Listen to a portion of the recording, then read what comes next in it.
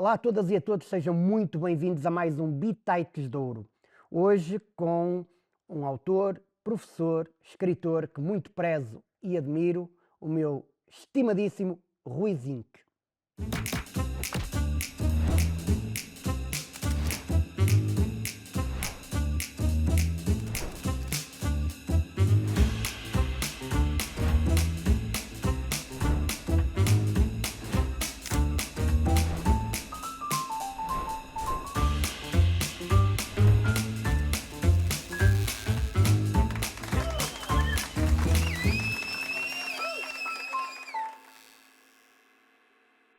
Bem-vindo, meu querido.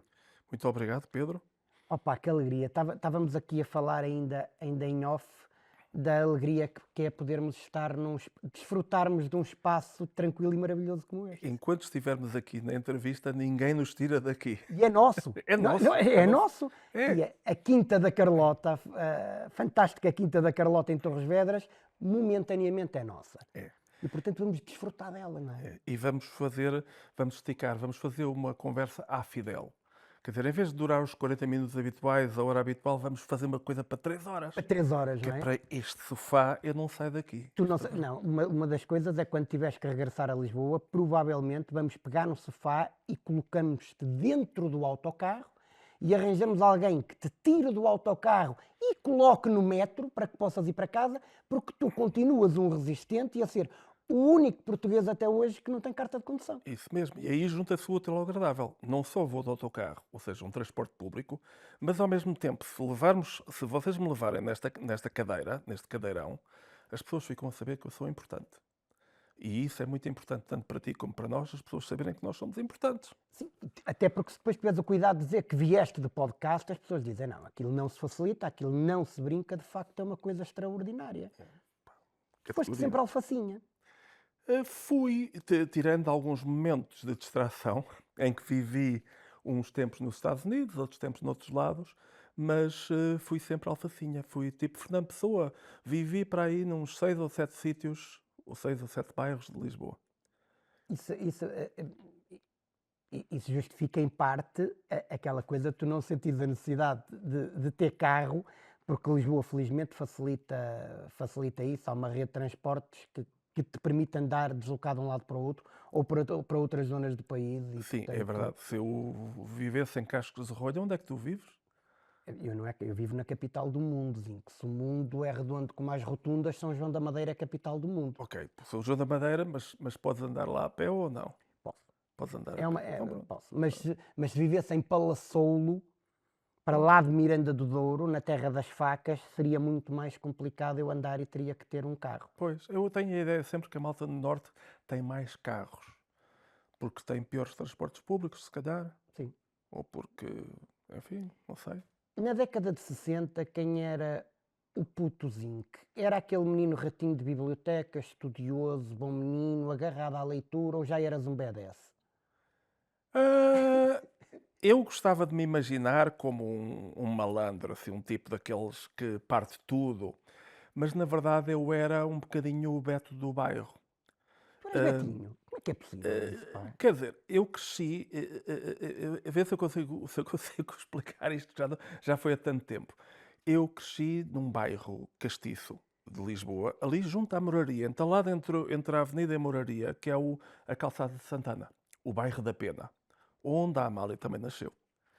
E o que acontece é que éramos meninos que brincávamos na rua. Portanto, naquele tempo, uma das vantagens que havia era que brincávamos na rua. Quando vinha um carro, o carro sabia que, como a pessoa diz, nós éramos os donos da rua, nós reinávamos, literalmente. Éramos os reis que reinavam. E fazíamos toda uma série de brincadeiras com a carica, com bolas de jornais feitas com meias.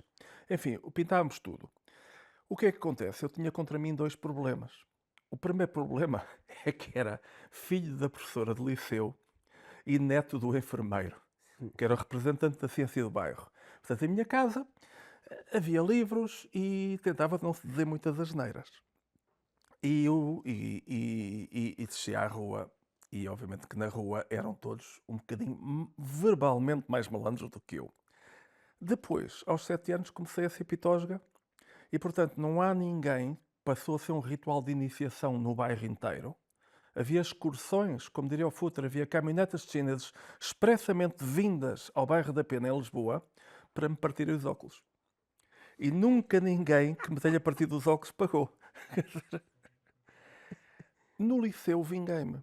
Quando fui para o liceu, eram todos betos e meninos bem comportados. E de repente eu vi que, na rua da minha infância, eu era o menino bem comportado, que nem uma asneira conseguia dizer. No liceu, eu tirei a máscara e era o tipo da rua, o gajo com experiência de combate na rua.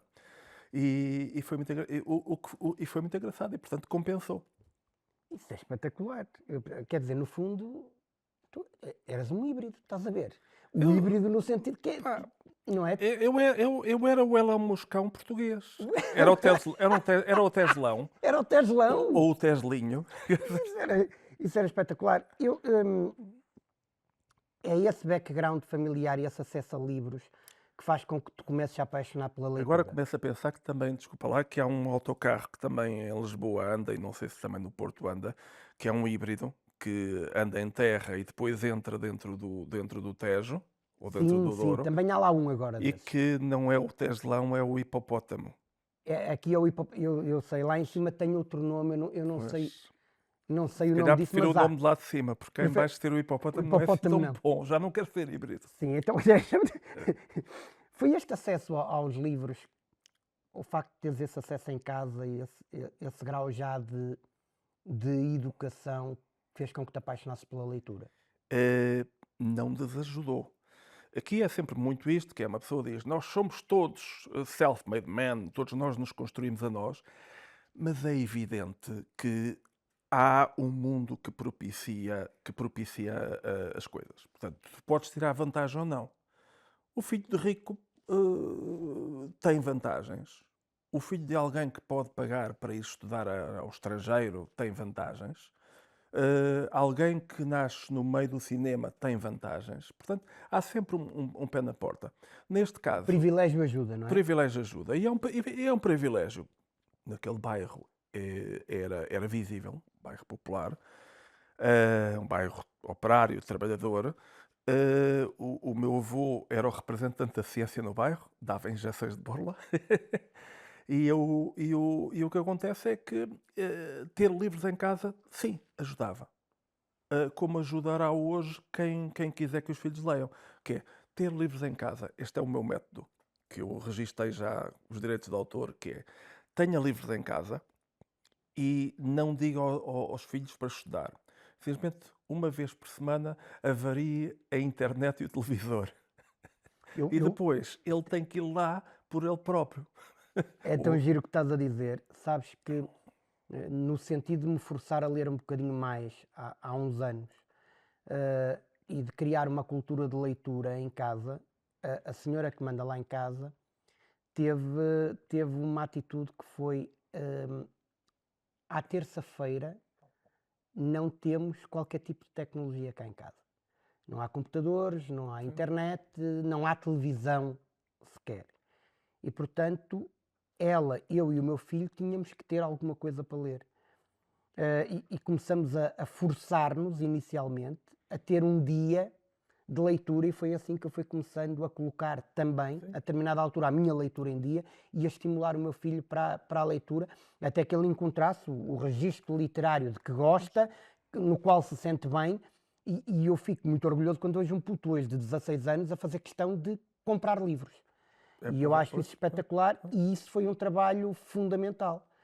Não, é ótimo, tem que ser ele. Aliás, ninguém sabe como educar uma criança. Tu não sabes, eu não sei. Mas sabemos como deseducar. E sabendo como deseducar, já sabemos um bocadinho como educar. Tipo, não lhe bata muito na cabeça. Sim. Se tiver que dar com o cinto, dê-lhe nas pernas e nas nalgas. E, sobretudo, não bata onde a polícia possa facilmente identificar que lhe bateu ali. Mas, quer dizer, bater na cabeça é uma coisa que não se deve fazer. Da mesma forma, dar um mau exemplo, dizer ao puto, vai ler, vai estudar, enquanto nós estamos a mudar o comando, não é Não há bom. congruência, não há congruência nenhuma, claro. Antigamente, havia gente que o único sítio onde lia, e às vezes aprendia a ler, não era na escola primária, que era só bandidos, era no dentista, era no médico. Ou seja, eu sou do tempo, tu és do tempo em que no médico havia uma mesinha, um tamborete, com revistas velhas ou alguns livros lá em cima.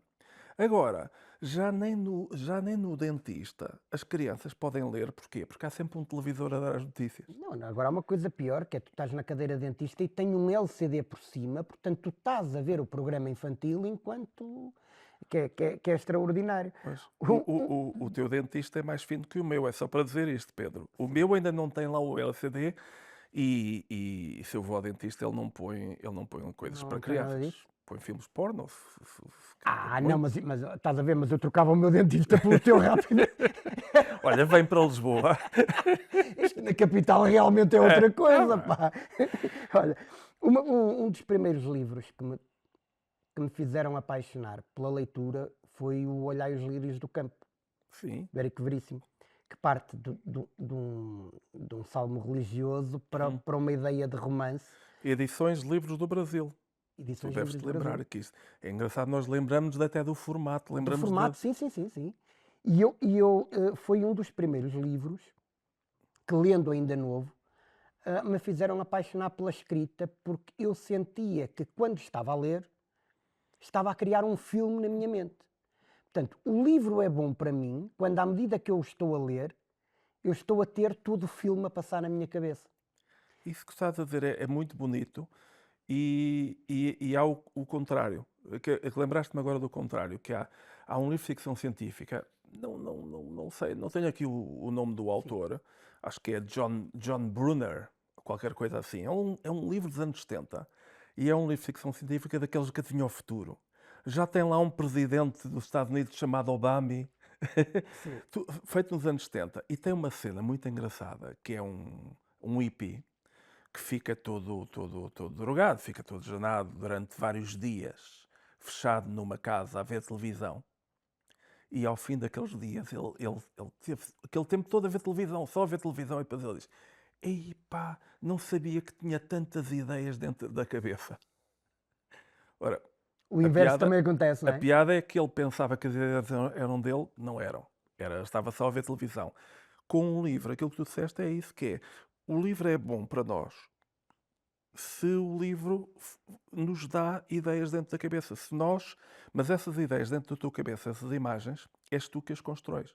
Claro. Isso é que, São esse é que é o mérito. representações internas que eu estou a ter. Pá, ler é muito mais criativo do que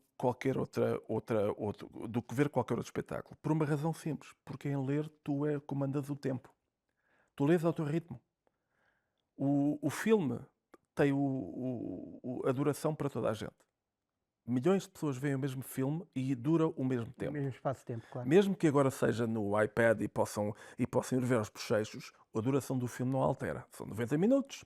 Se for um filme da Marvel, são 280 minutos, 4 horas e meia, etc. Mas é aquela duração, é aquele ritmo. O ritmo é exterior.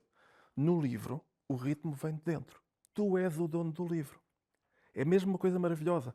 E já agora, eu já pensei nisto várias vezes, portanto não estou espontaneamente a Sim. dizê-lo, mas a ideia do livro, o livro é como duas mãos, aqui em baixo, e a ideia engraçada é que mesmo que tu tenhas o livro sagrado da tua religião, pode ser a Bíblia, pode ser o Talmud, pode ser o Alcorão, geralmente, embora o livro seja sagrado e se refira a Deus, tu olhas para baixo. Geralmente estás a ler assim. Aliás, acho que um padre ou um sacerdote, se te visse a ler assim, não gostaria. Portanto, a ideia de estares a ver uma coisa que está acima de ti, que é o Espírito Santo Divino, mas está abaixo de ti e está inteiramente nas tuas mãos. É uma ideia, para mim é uma ideia lindíssima. Nunca tinha sequer, mas faz sentido o que estás a dizer. Quem foi a tua primeira paixão literária? Ah, Ou qual foi? ufa, eu por um momento pensei que ias fazer uma pergunta íntima, Ainda não, depois ainda puseste o não, ainda literário, não, ok. ainda não. Estamos a ir. Qual foi a tua primeira paixão literária? Eu posso dizer o que acho que as aventuras do Capitão Tormenta do Emílio Salgari, o mesmo que fez o Sandokan. Só que eu gostava era do Capitão Tormenta. Nem conhecia. Opa, era uma história, eram uns livros que já na altura eram velhos, na altura comprava-se em segunda mão, eu comprava muito na Feira do Livro de Lisboa, uns livros de uma coleção, não me lembro agora do nome, mas já estavam velhos, já tinham 30, 40 anos, e que eram aventuras de capa e espada. O Emílio Salgari era uma espécie de José Vilhena das histórias de piratas. E o Sandokan depois foi uma série de televisão muito Sim, o Sandokan conhecida, na ainda época dos tenho, anos sim, 80 e tudo mais. Ainda me lembro do nome do autor, não sei porquê, o Kabir Bedi. Portanto, eram histórias muito populares, eram histórias tipo Três Mosqueteiros, Conde de Monte Cristo, e eu devorava aquilo. Aliás, tinha uma coisa muito engraçada lá, que é, o Capitão Tormenta era um cavaleiro veneziano, com a armadura reluzente, e que um dia, num combate contra um turco, contra um árabe, ou um turco, num combate contra um muçulmano, foi um combate duro, mas no fim ele venceu. E quando venceu, o outro estava ali rendido e pronto, e decidiu, e pronto, ok, mata-me. E naquele momento o Capitão Tormenta, o cavaleiro cristão, decide poupar. É uma coisa que é raro hoje em dia. Poupar à maneira cristã Sim. está fora de moda, a vida do outro, a vida do inimigo. E o outro fica grato e diz: "Olha, a partir daqui eu sirvo-te, portanto, defenderei a tua vida." E naquele momento, há assim, já não me lembro, de repente, sem querer, tirei-lhe a máscara ou tirei-lhe a armadura e descobre que o Capitão Tormenta é uma mulher. É uma cavaleira que, obviamente, para poder combater, tem que fingir que é um homem. E então eles casam em segredo. E, portanto, vão de aventura em aventura, Isso em é aventura. completamente à frente no tempo. É muito à frente obviamente que E perfeitamente atual. Mais atual que nunca. É é, muito à frente no tempo e mais atual que nunca. mas era uma história, era muito bonita, uma história muito bonita mesmo. E depois durava Estás a ver as coisas que imensos se romances. ganham com um programa deste. Eu já vou sair daqui com vontade de pesquisar e de ver onde é que Emílio vou encontrar. Salgari. E vou ver onde é que vou encontrar isso garantidamente. Hum, quem foram os autores? Tens autores que te influenciam na escrita ou não? Tenho, e há de dois tipos. Há os autores que eu admiro imenso, mas percebo que, por mais que eu quisesse ser parecido com eles, não conseguiria. E há aqueles que eu admiro imenso e, de facto, me influenciam. Um escritor que diga que não tem influências é um aldrabão e, além disso, um totó. Depois há os escritores que, com a idade, nesta época temos que ser todos geniais, portanto diz, eu não tenho pais, eu sou muito original. Ser original não é bom. Ser original muitas vezes significa, eu não leio que é para não me influenciar. Ou seja, eu gosto de Se escrever, não ler, mas não também não gosto de ler acrescenta. aquilo que está agora na moda. Agora, tu tens família e constróis uma família. E há um tipo muito engraçado. Há uma piada assim, literata, que é: há um minuto, numa conversa qualquer, em que alguém cita o Jorge Luís Borges, o grande argentino, o escritor cego e tudo mais. Portanto, chegámos a este momento. Então, o Jorge Luís Borges tem uma história muito engraçada em que ele diz: eu estou a escrever, e no momento em que eu estou a escrever, começa a chegar uns desconhecidos ao pé de mim. E eu estou ali a escrever e eu começo-me a incomodar. Olha, desculpe lá, mas não espreito, eu estou aqui. Não, eu não quero espreitar, eu estou só a achar graça ao que você está a escrever. Depois chegam mais uns, a certa altura estás cercado de pessoas que estão por cima de ti e tu estás a escrever, mas o que é que vocês querem, não sei quantos. Até que os reconheces. E reconheces, é o Camões, é a Flor Bela Espanca, é o Shakespeare, é o Gil Vicente, é o Lobantunes. Quer dizer, e descobres que tens uma grande família. São todos aqueles que levam àquela escrita, não é? E quando eles vêm ter contigo, se calhar não é acusar-te de o estares a copiar, se calhar é a dizer-te bem-vindo à nossa família. É encorajar-te. Mas isso é um ato de aceitação e generosidade muito grande e Da muito parte difícil de deles, da encontrar. parte deles. Muito difícil e muito. É. Eu vejo no processo do humor e no tempo que eu tive até hoje para fazer comédia e fazer humor enquanto carreira. Eu demorei muito tempo a encontrar um registro meu. Obviamente que eu tinha uma série de influências, eu tinha uma série de profissionais da área que eu não só respeitava muito, como gostava particularmente daquilo e achava que o meu caminho era por lá, mas depois há uma travessia no deserto gigante até que encontres a tua identidade, a tua impressão digital. Pois, mas tens que caminhar. Já que estamos em uma área de citações, porque o Picasso tem uma citação que eu acho muito bonita, isto tem a ver com uma coisa que nós estamos a falar, que é isso mesmo, que é encontrar o caminho, não encontrar, ter vontade, não ter vontade, esperar pela inspiração, e o Picasso diz, sim, eu acredito na inspiração, mas ela apanha-me sempre a trabalhar. E a inspiração é muito parecida com a minha mulher, não sei se com a tua também, que é a minha mulher, se eu não estou a fazer nada, ela não me vem chatear. Se ela me vê de repente concentrada, a tentar escrever o romance que vai salvar o mundo, ou a trabalhar, ou a tentar escrever uma crónica para ganhar algum dinheiro, ela vem logo. E depois eu digo: o que é que queres, filha? Ela.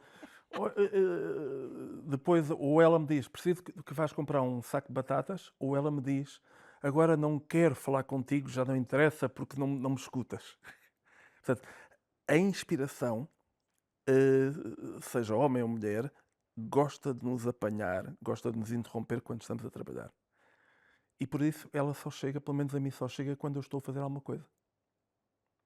E depois eu admiro o ato de coragem de quem se esforça e se força a escrever.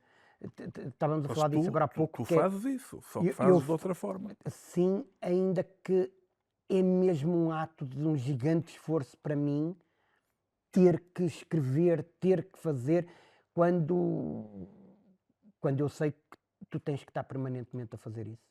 E por Sim, isso é que tens a quantidade de. mas são coisas diferentes. São coisas diferentes. Eu uma vez vi um concerto como é que ele se chama? O Elton John. Sim. E o Elton John, que era um concerto que ele já tinha preparado, portanto, até as piadas ele tinha preparado. E há um momento em que ele diz: pá, eu odeio a Céline Dion. Odeio a Céline Dion. Ela esteve aqui neste palco outra semana. Eu odeio-a. Porque ela já tem 50 e tal anos e continua ali fresca como uma alface, um alfinete. Porquê? Porque o espetáculo dela é cantar, dançar e faz aquelas coreografias todas. Assim também eu. Agora eu tenho que ficar aqui sentado ao piano e por isso tenho este rabo enorme e estou gordo e feio. E, portanto, aqui é aquelas coisas. Eu sou o Elton John e tu és a Céline Dion. Quer dizer, tu trabalhas, o teu trabalho com a Eu acho que isto palavra. vai ser daquelas coisas que na internet vai ficar muito bem quando descontextualizam a coisa, que é eu sou o Elton John e tu és a Celine Dion. Eu vou Sim. repetir, eu sou o Elton John e tu és a Céline Dion, porque tu trabalhas com a palavra. Só que o teu trabalho com a palavra exige um outro tipo de escrita. Eu imagino a tua escrita a ser um bocadinho tipo estenografia. Tipo, apenas as dicas e o resto é improviso por cima. É Porque verdade. se escreves demais, já não estás a fazer stand-up ou a fazer comédia, estás a fazer um papel, que é digníssimo. Estás a decorar um papel e a interpretá-lo. No meu caso, isto é muito engraçado porque eu tenho imensa inveja da malta que faz stand-up, aliás, e comédia, porque eu sempre quis fazer. Mas como não tenho grande talento para o stand-up, eu fui para a coisa mais parecida, que é fui dar aulas. E ali tenho um público preso, que é o sonho, é o sonho que é um público que, É essa versatilidade que faz um bom professor. bom, eu acho que sim. A par da, quer Quer dizer, dizer, não o estou aí stand-up, pela competência técnica. uma aula decente é stand-up. Quer dizer, tu tens a aula preparada e depois improvisas. Se não tiveres a aula preparada, és um capetino e um incompetente e não ensinas nada. Se não fores capaz de improvisar, a aula não tem vida. No teu caso, eu imagino que as tuas aulas sejam como o stand-up, ou o teu stand-up seja como aulas, que é, tu tens uma coisa para dizer, sabes como terminar, sabes como começar, tens um plano B, se calhar, no bolso, mas depois, às vezes sai-te muito bem, outras vezes infelizmente, as vezes que eu fui ver espetáculos teus, sai-te muito a mal. Sempre mal. Mas umas vezes ganha-se, outras aprende-se, não é como diz o ditado. Mas Portanto, porquê é que tem de ser sempre as vezes que eu vou ver espetáculos teus? sabes porquê? Porque é propositado para alguém que me trata como Céline Dion. Portanto, eu já sei que agora vais mudar no teu telemóvel Pedro Neves entre parênteses, Pois. Céline Dion. Olha, mas já lá está. Que eu tenho um telemóvel inteligente. Tu dás aulas de quê? Tu tens uma cadeira, como é que se chama aquilo? Literaturas marginais. Marginais. Marginais. Explica-me lá isso, faz E eu favor. posso dizer que o fundador das literaturas marginais, da cadeira, o homem que em Portugal é o pioneiro da cadeira e o primeiro que publicou livros com o título Literatura Marginalizada, foi um senhor do Porto, uma personagem, que é do único clube bom do Porto, que é o Boa Vista, e que... Estou a brincar, não te ofendo. Não estou a fazer nada, estou curiosíssimo, estou a ver onde é que isto vai que é dar. o Arnaldo Saraiva. Ah, o Arnaldo Saraiva. Que é Ok. um grande intelectual do Porto, Ok. de facto, e é um intelectual fora Não. dos eixos. Ou seja, ser excêntrico no meu tempo já não tinha grande risco. Ser excêntrico quando pessoas como o Arnaldo Saraiva eram professores é obra. É obra. Tu achas que nós devíamos, estavas a dizer isso agora, estava aqui a pensar, achas que devíamos relembrar e dar um destaque diferente a esses pensadores tão disruptivos do nosso país? Eu acho que estamos sempre a tempo. Sabes porquê? Pensava nisto no outro dia, porque um dos mecenas do nosso programa, a Dor Azul, portanto, muitos dos navios da Dor Azul vão parar a Barca d'Alva. Barca d'Alva era a terra natal do professor Agostinho da Silva, que tem lá uma estátua a contemplar o Douro, uma estátua dele a contemplar o Douro num banquinho, e 99,9% dos estrangeiros que desembarcam em Barca d'Alva vão lá tirar uma fotozinha sem fazerem puto da mínima ideia quem era o professor Agostinho da Silva. Mas com os portugueses idem. Pois, mas sabes Com os que... portugueses pois, idem. E isso é que é grave. Quer dizer, como é que se pode não conhecer um professor Agostinho da Silva no nosso país? Bom, eu devo dizer que podia ser pior. Quer dizer, o Agostinho da Silva é uma figura, é um tesouro nacional. Em vida, ele viveu felizmente até muito tarde, era um tesouro nacional. Eu ainda o fui visitar uma vez. Sim, E tu foi privaste com ele. encantador. Privei durante umas horas.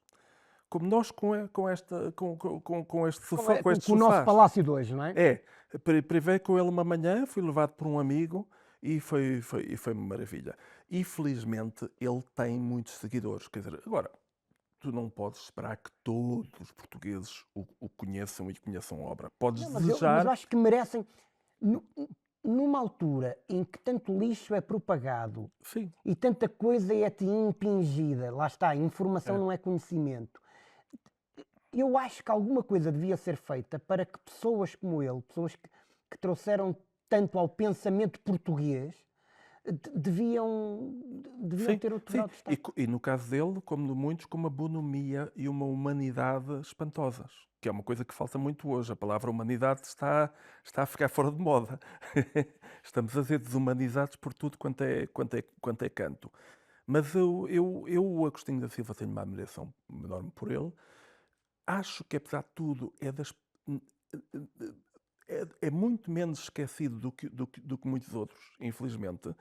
E acho que de cada vez que alguém, neste caso tu, lembra o nome dele, acende-se uma luz. E Nós depois há fizemos sempre uma coisa esperança. giríssima. Quem não conhecia passa a conhecer. Fizemos um pad paper com as equipas da Dor Azul por Barca d'Alva, e então nesse pad paper criamos um pequeno QR Code e colocamos junto à estátua do professor Agostinho da Silva, para que precisamente as pessoas que trabalham nas tripulações dos navios pudessem chegar lá e tinham que responder à questão: quem foi o professor Agostinho da Silva? Mas, sabes o que era giro? Era arranjar um ator, sobretudo um ator já idoso, porque a figura tutelar do Agostinho da Silva era aquele senhor com barba, muito enxuto e com uma espécie de bonomia. Ele, aliás, contou-me, quando ele disse: olha, eu, Salazar exilou-me, fui para o Brasil, não podia dar aulas cá em Portugal, fui proibido de dar aulas, fui para o Brasil construir universidades. Era um indivíduo de uma bonomia fantástica. Isto foi antes de Macau voltar a ser chinesa, ser devolvida à China, e o fim do contrato, o contrato de 500 anos, e ele disse, bom, não há problema nenhum de Macau voltar a ser chinesa, não tem mal nenhum. Quer dizer, a única coisa que nós precisamos deixar lá, portugueses, é um bom salão de chá, onde se fale bom português. E quem quiser ir lá e vá por bem, possa conversar sobre coisas amenas do mundo em português, bebendo chá chinês. Isso é de uma generosidade. Não, e ele vivia numa água furtada, ele não precisava de muito mais. Mas foi um dos homens que eu conheci que me pareceu feliz. Era feliz. E tinha aquilo que todos os velhos de Portugal deviam ter, que é visitas. Sim. Que essa é a vantagem que os filósofos, os pensadores e os poetas têm. É que mesmo quando estão velhinhos, às vezes, sobretudo quando estão velhinhos, têm sempre jovens a querer visitá-los e beber as palavras deles. Olha, mas temos que voltar à questão Das das literaturas literaturas marginais. marginais, que eu tenho que perceber isso. Olha que é com E, não é literatura, é literatura. Literatura. Bom, então eu faço à minha maneira, portanto faço a dobrada à moda do Porto, mas à moda de Lisboa. Portanto, quando escreveu aqueles 2 livros, o Arnaldo Saraiva estava a entrar numa ponte que era importante no século XX, sobretudo fora de Portugal, que era a ideia de não haver artes inferiores. Que, por exemplo, agora está a chegar à tua arte. Sim. Que é, agora já se começa a ver que o stand-up não é uma escrita inferior ao romance. É diferente.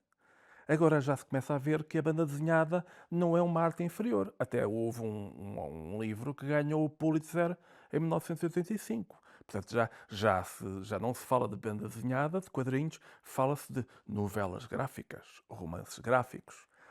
Dá logo um título mais sério. Há uma série de coisas que estavam ao lado, que estavam à margem, e de repente o Arnaldo Saraiva diz, olha, são estas. Lá fora havia mais pessoas a dizer isto, que é, olhem, isto também é arte.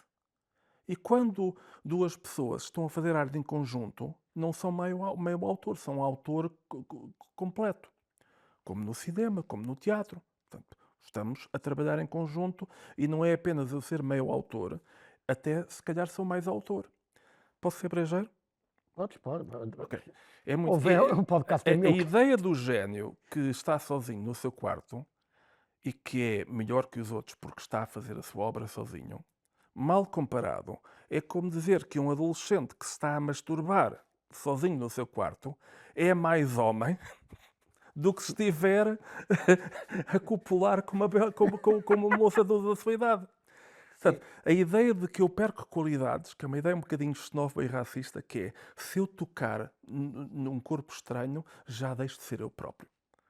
Que nos leva um bocadinho para a estupidez, que é a pureza da raça e do sangue. Que é, a verdade é verdade que eu perco qualidades quando viajo.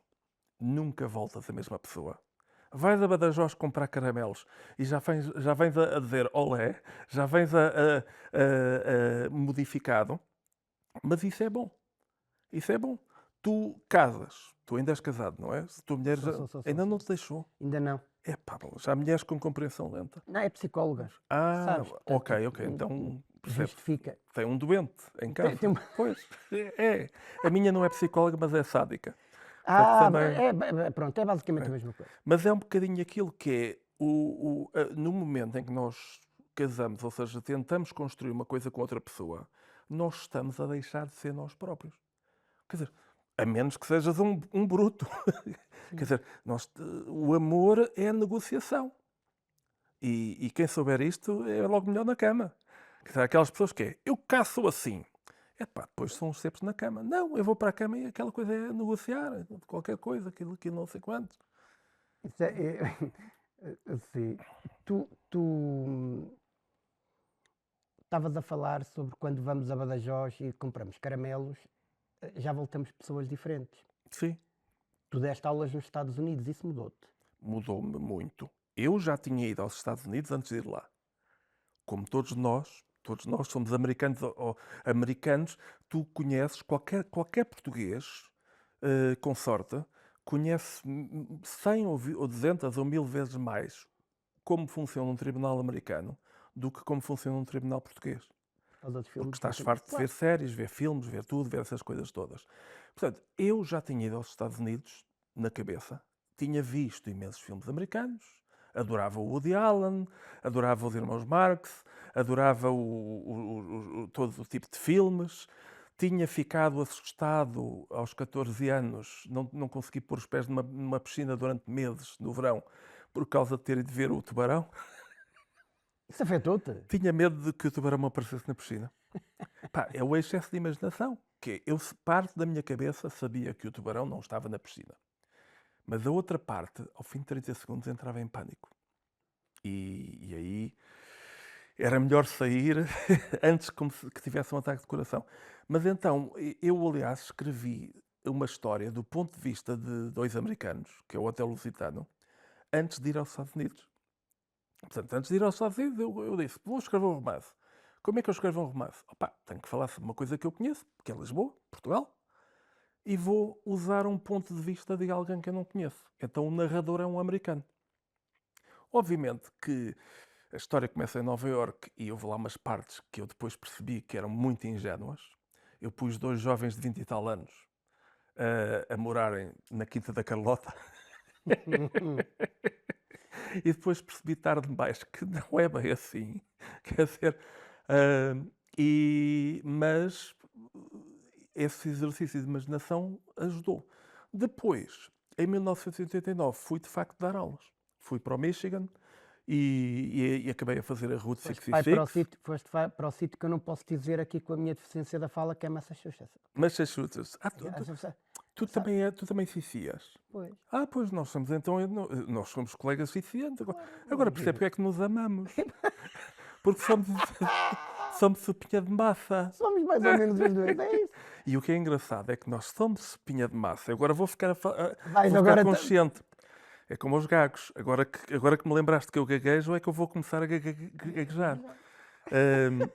Mas é aquilo que é, nós somos sopinhas de massa, o que é um defeito, mas conseguimos fazer das fraquezas força. Conseguimos ganhar a vida usando a palavra. Usando a palavra, é verdade. É isto. É verdade. Estavas a falar em que é que isso te mudou enquanto professor, quando lá estiveste? Mudou-me muita coisa. Eu queria, já agora, isto lembra-me os versos do Bocage, que vem sempre a jeito, que é a melhor definição de estilo que eu conheço, que é fazer das fraquezas força, que é toda a gente ri do coxo, mas do coxo não ri quem ao coxo ama. Porque só quem ama o coxo sabe a graça que o coxo tem ao ir aos saltinhos para a cama. É maravilhoso, explica tudo. Olha, Vamos pôr doutor, olha, aqui o meu aplauso, doutor. Ainda não tinha amado um coxo desta forma. Eu não tenho, sabes como é que é? Eu não tenho muito, Pedro, eu não tenho muitas ideias próprias, mas citações percebo eu. Eu sou um verdadeiro José Sócrates. Quer dizer, sim, mas ainda que possa. Sim, mas estudaste de outra forma. Até isso eu não tenho dúvida nenhuma. Não, mas lá nos Estados Unidos, mas tenho um filho engenheiro. É? Sim, e que estudou em Paris. Lá nos Estados Unidos, e acho que se chamava José. E o meu nome do meio é Sócrates. Calma. Bom, ok, vamos mudar de assunto. Mas os Estados Unidos mudaram uma das coisas engraçadíssimas, que é, sabes que agora estamos numa época complicada, em que passamos de uma época em que a vítima nunca tinha voz. E, portanto, muitas vezes uma vítima queixava-se do assédio, das violências, e não acontecia nada porque estava contra poderosos. E agora estamos numa época em que acontece um bocadinho o contrário, uma espécie de revolução. Tudo tem voz, não é? Tudo tem voz e basta a suspeita para tu seres imediatamente condenado culpado.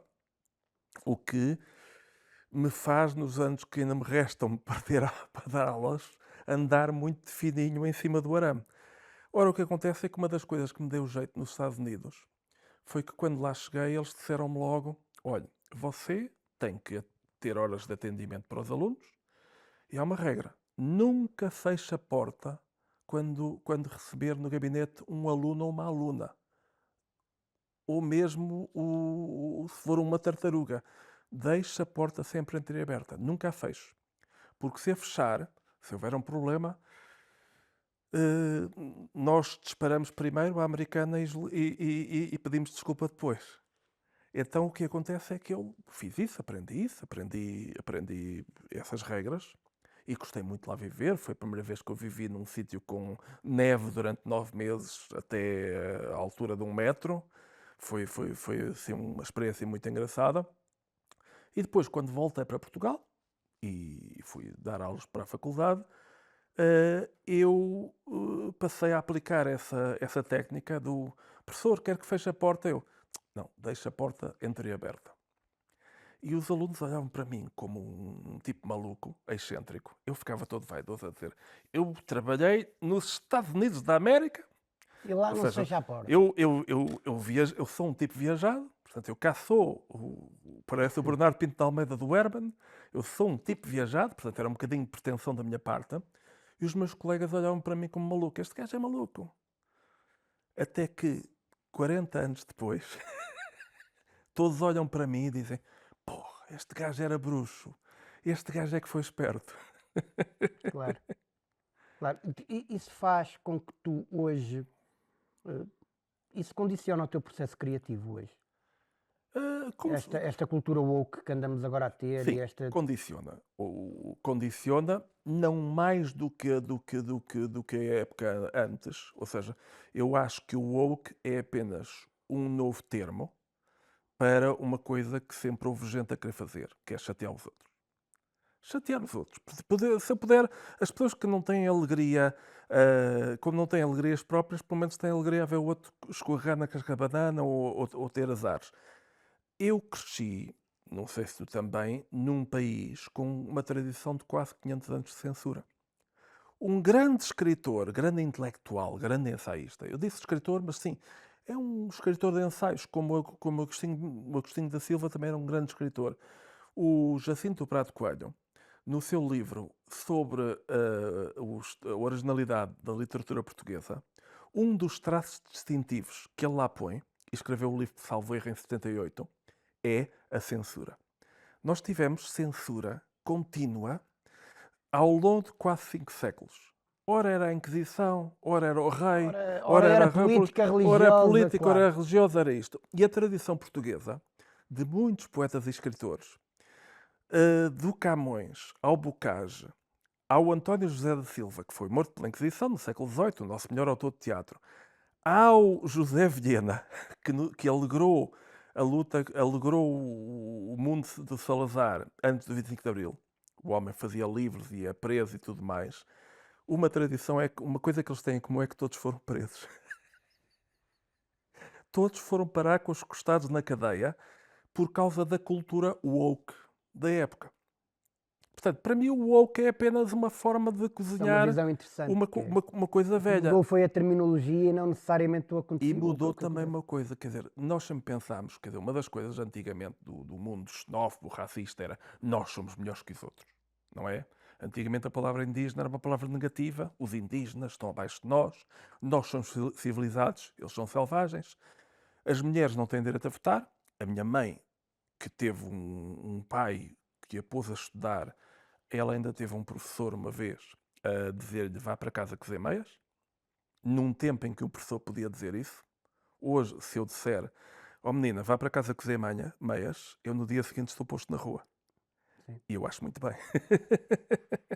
Portanto, as maneiras mudaram. O que acontece é que Mas antigamente... isso é a adequação aos Sim, tempos e mas uma antigamente a compreensão cultura diferente. woke estava da parte de um grupo. O que acontece agora é que grupos que não tinham voz também estão a... A primeira coisa que alguém que é novo no poder, infelizmente, não é ser bonzinho, é chatear os outros. Portanto, há agora grupos novos, novos ricos do poder, que de repente dizem, epá, eu também posso, se quiser, chatear alguém. Eu também posso, se quiser, acusar aquele indivíduo e destruí-lo. Eu posso, de repente, pegar nesta estrela de cinema e, de repente, dizer, ele ofendeu-me, ele olhou para mim, ele olhou para isto, e posso destruir a carreira. Epá, isto é uma maravilha. Uns são culpados, outros não são, mas é o que isto prova é que nós humanos somos todos mesmo iguais. Todos nós temos a mesma capacidade de sermos sacanas. e de gostar de lixar. Ou seja, há uma coisa que une a humanidade, que é a alegria de lixar os outros. Por exemplo, sabes que houve agora aquele argelino que fugiu algemado. Sabeste disso? Sim, sim, sim, eu vi essa notícia. Foi uma notícia muito engraçada, porque o tipo conseguiu livrar-se das algemas e depois, quando os polícias abriram a porta, ele fugiu e fugiu e não o apanharam. Ainda houve o polícia disse, "Pá, apanhem-no." Ainda houve um civil, um cidadão, que lhe pregou uma rasteira, ele caiu, mas levantou-se e fugiu. Foram encontrá-lo no dia seguinte, a 300 quilómetros de Lisboa, acho que Lagoa. em Lagoa, e o que é que acontece? Como é que a polícia fez a coisa fantástica, trabalho policial fantástico, de apanhar o desgraçado? Alguém se chibou. Houve uma cidadã que de repente disse, cheira-me de que, e decidiu telefonar. Por um lado, se o homem é um criminoso do piorio, Pá, incrível. palmas. Agora o que acontece é que isto é uma tradição antiga portuguesa que nos está no sangue, que é de fazer a denúncia anónima. A denúncia anónima, a acusação anónima. Olha, eu tenho um vizinho que parece que faz às escondidas prática de judaísmo. Olha, eu tenho uma vizinha que parece que faz às escondidas prática de lesbianismo ou prática de Varrer a casa às avessas, varrer a não casa era? às avessas, ou isto ou aquilo que é. Acho que há um estudo recente feito que a PIDE, a famigerada polícia política do Salazar, era perigosa e terrível e tudo mais, mas aprendia muito menos gente do que o número de denúncias que tem. que chegavam. E isto é típico, que é quando as pessoas são frágeis e não têm disciplina dentro delas, nem sabem que são responsáveis pela vida delas, a coisa mais fácil é, epá, eu tramo, mas tu também te tramas. Então a denúncia anónima, ainda por cima sem consequências, é uma tradição. É uma tradição que é como a Branda e Constantino, vem de longe. Portanto, a cultura woke hoje tem, por um lado, às vezes é só boas maneiras. Portanto, eu não me sinto reprimido se um tipo se ofende por eu lhe chamar bicha ou qualquer coisa assim, ou por já não poder contar anedotas do Samora. Portanto, não me sinto terrível. Outras vezes é, de facto, uma coisa velha que levou o meu avôzinho à prisão em 1938, que se chama denúncia anónima, vontade de sacanear o outro, e difamação. Sim. Tu, ah, tu desde ensaios a romances, a uma série de coisas enormes, tu também já fizeste banda desenhada, não já? Já. Eu queria ser autor de Que banda paixão é desenhada. essa? Tu também desenhas? Não, sou terrível a fazer Mas isso. tinhas alguma coisa que quiseste ser em pequeno ou era desde logo o stand-up? Não. A primeira grande paixão da minha vida foi eu queria ser piloto de ralis. Pois. Eu queria ser piloto de ralis. Eu era completamente alucinado E nunca tentaste? pelo Fangio, pelo Fittipaldi, pelo Máximo Biasion. Depois comecei a gostar do Ayrton Senna Ok. e eu queria muito ser isso. Depois quis ser uma série de coisas, mas sempre achei que a vida me traria, de certa forma, a alguma área do entretenimento. Tu querias ser o quê?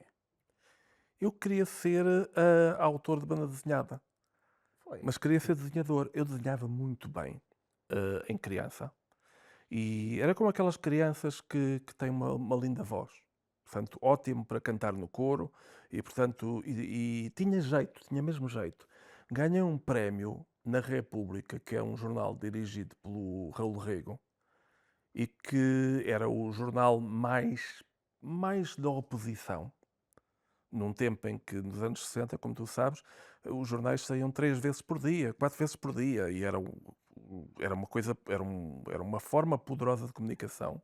Iam todos à censura prévia, a censura woke da época, e o que acontece é que o Raul Rego era um grande diretor, era uma lenda, e o jornal tinha um suplemento chamado República dos Miúdos, acho que é aos sábados.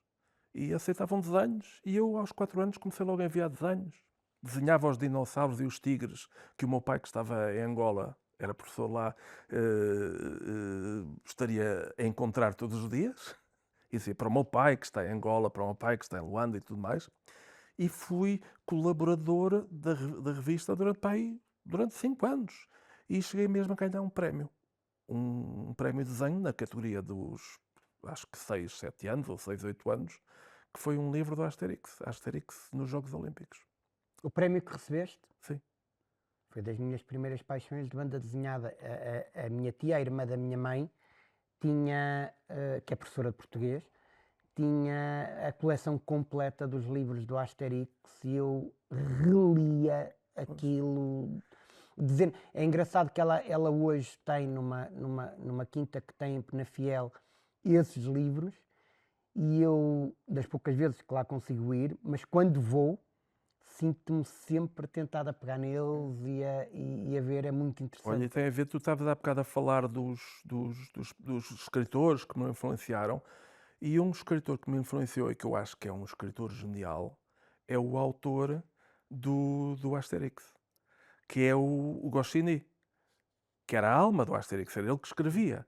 E então ele dizia-me às vezes, você é que é o desenhador do Asterix? E eu disse, não, eu sou o outro. E se tu fores ler agora, hoje, os livros do Asterix, tu vês, se calhar, aquilo é tipo bebinca ou mil folhas. Tem camadas. Sim, Tu 6, 6 anos aquilo está feito liras, para cativar crianças, sendo que eu acho que aquilo é para adultos. e adultos, e depois há vários tipos de adultos, porque ele às vezes tem piadas, jogos de palavras, que um adulto que saiba o referente percebe, o outro que não sabe também se ri à mesma. Está cheio Mas isso é um ato de enormíssima inteligência na escrita. Por exemplo, o Alô Alô. O alô, alô, ó. O Alô Alô, que eu adorava quando era miúdo, aquilo dava, eu vidrava na comédia, mas eu não compreendia o Alô Alô. Mas eu acho que o alô, alô, pensando bem, agora que dizes isso, te influenciou, não? Porque eu diria que te influenciou numa coisa, que é, tu tens uma bonomia no teu stand-up, Sim, porque há estilos muito diferentes. Sim. Geralmente é aquilo que é, uma pessoa usa a pessoa que é. sim. Portanto, o que eu gosto no stand-up, o que eu gosto na comédia, de improviso, de ao vivo, de ocupar um espaço durante um tempo e pôr uma audiência a rir, que é uma coisa incrível, é que tu usas aquilo que tens. Usas o sotaque, usas o corpo, usas os gestos, portanto, não podes tornar-te outra pessoa. E um dos traços da tua comédia é que mesmo quando és um bocadinho pesadote, Sim. carregas no Sim. acelerador, tens sempre a marca que as pessoas percebem, sentem sempre, é a bonomia. É a bonomia. Por exemplo, tu és o oposto do humor negro, do sinal de cordes, ou seja, quer dizer, estás num campo oposto. Quer dizer, aquele é um estilo, muitas vezes, o estilo do Rui Cruz, é um estilo é um estilo sarcástico e precisamente propedante pesado, como é o do Larry David. Não é? Sim. O Larry David é uma besta, mas é uma besta a personagem. E é esse o jogo. A persona, sim, sim. É um chato que está sempre a lixar a vida dos outros e a criar problemas onde não há. É um picuinhas. Mas tu és o contrário. Tu és um bonacheirão. E o alô, alô, o humor deles é profundamente bonacheirão. É um humor positivo. Quer dizer, é tão positivo que até os nazis são engraçados. Mas estás a ver, eu gostava daquilo quando era miúdo, pela piada que tinha, aquilo de facto tinha piada, era engraçado. Volto a ver aquilo mais tarde, mas só quando compro a coleção de DVDs daquilo, porque já tinha passado uns anos, e começo a ver aquilo com outro cuidado, é que eu entendo a inteligência da escrita e a profundidade por trás da série. Vais-me dizer que só aos 48 anos é que percebeste a piada da Madonna with the big boobs. Quer dizer, Não, foi um bocadinho antes. Foi um bocadinho antes. não, mas é engraçado, mas é o alô, alô, tu estás a falar disso, que é, veio até de foice, como veio o Agostinho da Silva, que eu tenho aqui presente, se me perguntassem quais são os programas de comédia que você prefere, não estaria na minha lista, porque a tua lista é sempre uma lista de vaidade. Ou seja, eu nunca cito Marco Paulo, cito sempre Shakespeare, portanto, que é para passar o circo bem. Mas o alô, alô, de facto, aquela ideia de toda aquela ocupação, de não haver uma única personagem ali que não seja cómica e pela qual nós não tenhamos um bocadinho de compaixão, até pelo SS, O R. Flick. porque o R. Flick, na verdade, é um tipo autista, portanto nós temos pena, quer dizer, é um Elão Moscão do seu tempo. E a coitada da Helga, que por uma razão qualquer dá todas as pistas, mas o gajo é estúpido como eu era na adolescência, que é não lê as pistas. Quer dizer, e isso é maravilhoso. Tu também descobriste, como eu, que eras um sex symbol no liceu e não sabias? Sim, sim, a determinada altura sim. É que eu só descobri agora. Vou às vezes a reuniões de liceu com gente sexagenária da minha idade, já avós, e vêm-me dizer: Oh Rui, sabes que eu estava um bocadinho apaixonada por ti. E eu disse: Eu também, eu estava apaixonadíssimo por ti, mas tu não coisa. E eles dizem: Mas porquê é que não fizeste nada? E eu fico assim: Mas tu não reparaste que eu, quando eu fazia aquele ar pensativo e solitário e de desdém no mundo, tu não percebeste que eu estava a querer dizer-te que te amava? Mas, Rui, mas tu foste sempre, repara uma coisa, se houve dom que os meus pais tiveram comigo foi o da paciência. Porque aconteceu-me uma coisa que não acontece hoje às novas gerações, que é, eu chumbei. A malta hoje vai até ao 12º. Chumbaste em que ano? Sétimo e oitavo, eu fiz sétimo, oitavo, Rui. Ok, eu só chumbei no oitavo. O que significa que quando eu chego ao 10º, para já era repetente. Sim, que Okay? é uma Só seca. isso já é uma estatuto. seca. E é estatuto Sim. para as miúdas, eu já era, estás a ver? Depois tocava guitarra. Pois. Quando eu chego ao 10º ano, já com um aspecto de 12º, e a tocar guitarra, aí safei-me. Pois. Olha, que tiveste sorte, porque senão ainda hoje eras um daqueles duques de Coimbra que estão lá aos 70 anos ainda estão a acabar o curso. 30 anos de carreira como duque. Porque é uma vida fabulosa, quer dizer, ou seja, teres quem trabalhe para ti e não teres ganhar dinheiro, ganhar a vida é maravilhoso. Aquilo é incrível. Pois. Não, eu isso já não consegui. A partir daí, eu tive mesmo que me fazer à vida e nunca mais reprovei, percebes? Portanto, mas eu fiz sétimo, oitavo. Porque eu passo com tudo 5 para o 7º ano. E depois, no 7º ano, desce um vírus sobre mim. Como é que mamas. Portanto, Pois. eu crio um fascínio. A Madonna with the Big Boobs. Madonna with the Big Boobs. E, portanto, nessa altura toda a minha vida mudou. E tu vê que passamos de professor Agostinho da Silva para um gajo que reprova no 7º e no 8º e fica fascinado por Pois, professor Agostinho da Silva, até te enganaste, Silva mas. Silva, mas... Não, é... Quem é que... Tu gostavas de escrever a biografia? Tu já fizeste ensaios sobre pessoas. A questão é, há alguma biografia que te desse um particular prazer de tu vires a escrever? Não. Quer dizer, eu não me sentiria bem a escrever biografias, embora várias vezes me tenha sentido tentado. Talvez um dia faça. Uma biografia da minha amizade como discípulo com o Alberto Pimenta, que foi, ou seja, eu tive a sorte, além de ter escritores mortos no papel que me influenciaram muito, também tive escritores vivos gigantes com os quais pude conviver. E aos 14 anos foi uma sorte, graças a uma colega minha de liceu, conseguir integrar-me num pequeno grupo que foi a Casa do José Gomes Ferreira, no tempo em que ele era poeta e não economista da SIC. E depois pude ir à casa do Agostinho da Silva, tive professores incríveis, que eram assim figuras fascinantes. Tive um professor que me falou sobre Fernando Pessoa, com um entusiasmo tal, que depois eu descobri porquê. Ele queria ser ator e deixou de ser professor. Foi um bocadinho como tu. A certa altura ele desistiu de fazer o doutoramento. Para quê? Para ir ser ator de cópia. E eu nunca lhe disse ao José Manuel Mendes, mas acho que ele, pronto, seguiu a sua paixão, mas como professor era genial. E eu tive a sorte de conhecer há 40 anos, em 1984, porque eu organizei uma exposição de pornografia na Universidade Nova, faz 40 anos, que depois deu o livro, chama-se Pornex o livro, que era uma piada.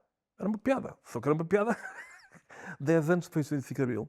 E conheci aí o Alberto Pimenta, que foi conheci-o porquê? Porque na rua encontrei o Mélio Castro, um grande poeta experimental, e ele disse-me, olha, eu aceito alinhar nisso, mas você deve falar com o Pimenta. Deu-me o telefone, eu fui ver o Pimenta e foi assim, encontro à primeira vista. E foi uma colaboração que começou relação discípulo-mestre, depois foi tornando uma relação inter pares, e agora ele está velhinho. Mas eu ainda estou... Mas dele atrevias-te e sentias-te bem a fazê-lo. Atrevia-me, mas não seria não seria uma biografia, até porque ele já fez vários textos poéticos que incluem a sua biografia, mas seria uma biografia da minha relação de aprendizado ao vivo, de aprendizado da escrita ao vivo com ele. Isso seria. E se houvesse um escritor das novas gerações que pudesse escrever a tua? Quer dizer, das novas gerações, o que é que tu dizes de novas gerações? 50, 40, 30? Dos 40 para baixo. Vai. Eu não sei, lembrei-me agora e senti esta curiosidade, portanto, que a determinada altura, se alguém pudesse escrever a tua e tivesse esta relação de diferença de idades. Eu acho que eu gostava que fosse um que tivesse contactos ao Hollywood, porque eu acho que a minha vida dava um filme de Hollywood fantástico. Era. Portanto, teria que ser uma Daniela Melchior. Sim, uma Daniela Melchior, uma Daniela Roy, aliás, uma das Danielas que chega ao Hollywood. Uma das Danielas podia neste momento escrever perfeitamente. Era, eu acho que era isto. Eu não sei quem é que queria fazer o meu papel, mas eu gostava que fosse o Brad Pitt a interpretar-me.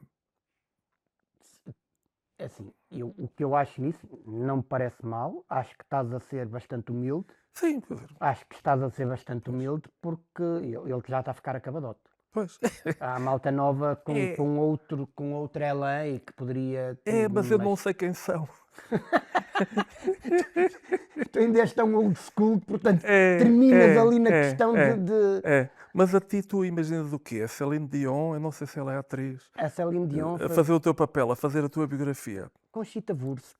Conchita Wurst, eu acho que sim, eu acho que é a tua cara. Não é? É. Porque eu tenho uma barba cerrada, sim. O que significa que Conchita Wurst tem, e mantém a elegância de Céline Dion. Pois, Dona Celinha fica ali com... Não te parece bem? Eu acho que sim, quer dizer, o Pedro Neves interpretado pela Conchita Salsicha. Porque... Por exemplo, achas que vamos ser cancelados por isto que estamos a dizer? Ou a malta naturalmente vai perceber? São eles dois e isto é só estúpido. É só estúpido. Não é? Meu querido amigo, olha, é um privilégio imenso estar contigo. Tenho-te o maior respeito e carinho. Tu estás à espera que eu diga que é mútuo. Não, eu não te vou fazer, eu não vou pagar o teu elogio. Dion, tu achas que há o que quer que seja aqui que seja mútuo? Não, é que esta coisa que é esta que é. O elogio é bem-vindo, mas não esperes troco. Fui eu que o quis dar, não é? Foi eu que o quis dar. Foi um gosto muito grande. Eu estou aqui sempre muito atento e particularmente feliz a cada coisa que vais publicando e vais escrevendo também nestas redes sociais. Muito, muito, muito obrigado por teres trazido tanta dignidade ao meu podcast. Um abraço. Dignidade e já agora um abraço para ti. Quer dizer, eu sou teu fã, tenho imensa admiração por ti e és um dos poucos gajos que, se calhar não são assim tão poucos, que eu sou muito dado, mas que se tu disseres eu salto. Portanto, quer dizer, és uma das pessoas que eu acho que constrói o mundo. Esta é uma imagem para mim lindíssima, peço só desculpa por estar a esticar, que é uma imagem poética, é a lenda dos justos. Salvo erro, são 38 justos. E o que é que são os justos? São pessoas que são os pilares da Terra. Sem eles, o mundo entrava num caos. E o segredo é que ninguém sabe quem eles são e eles próprios não sabem quem são. E muitas vezes parecem assim uns tipos assim um bocado badalhocos, um bocado assim para o mal-criados, que às vezes até dizem umas piadas assim um bocado pesadotas, mas na volta são anjos do Senhor. Eu acho que tu, se não és um justo, se não és a Céline Dion, és capaz de ser um anjo do Senhor. Pelo menos és um tipo bondoso. Olha, E eu agradeço-te isso. olha, palavra da salvação. Um Amém. abraço, amigo. Muito obrigado. Malta, já sabem, continuem a seguir aqui o Bitites de Ouro. Ativem lá os sininhos, aquelas coisas das redes sociais que nem eu percebo muito bem. Desde que vejam e desfrutem destas conversas entre amigos, é extraordinário. Até à próxima.